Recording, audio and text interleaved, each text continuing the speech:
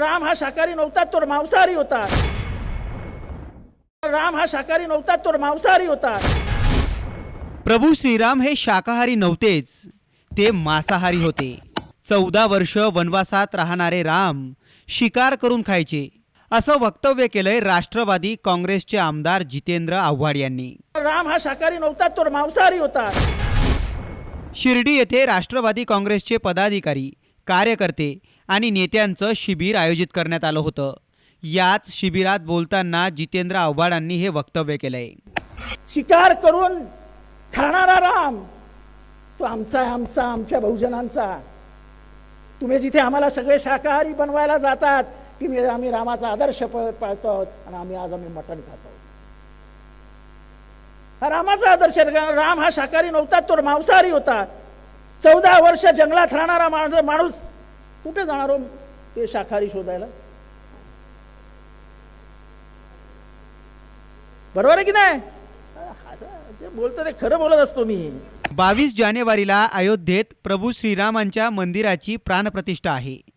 या निमित्ताने राज्यात दारूबंदी आणि मांसबंदी करावी, अशी मागणी भाजप आमदार राम कदम यांनी केली. 22 तारखेला अयोध्येमध्ये फार मोठ्या संघर्षानंतर राम मंदिर भव्य आणि दिव्य स्वरूपात उभं राहत आहे. प्रभू रामचंद्राची प्राणप्रतिष्ठा होते.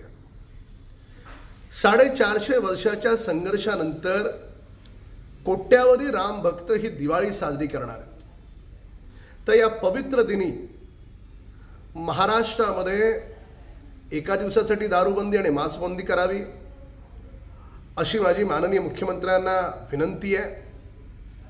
आणि महाराष्ट्र सरकारनं केंद्र सरकारला सांगून संपूर्ण देशामध्ये 22 जानेवारीला दारूबंदी आणि मांसबंदी करावी, अशी आग्रही मागणी कोट्यावधी राम भक्तांची. याच मागणीवरून जितेंद्र आव्हाडांनी हे वक्तव्य केलंय. विशेष म्हणजे आव्हाड आपल्या वक्तव्यावर ठाम आहेत. भाषणानंतर माध्यमांना दिलेल्या पहिल्या प्रतिक्रियेत आव्हाड आपल्या मतावर ठाम दिसले.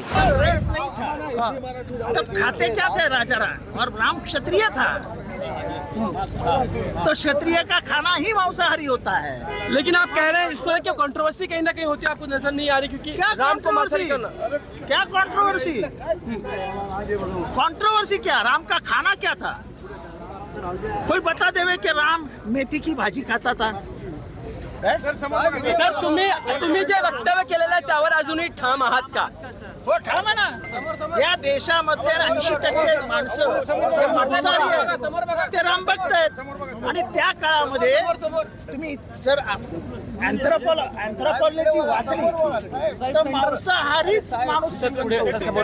जितेंद्र आव्हाडांच्या या वक्तव्याने राजकीय वातावरण ढवळून निघतं का?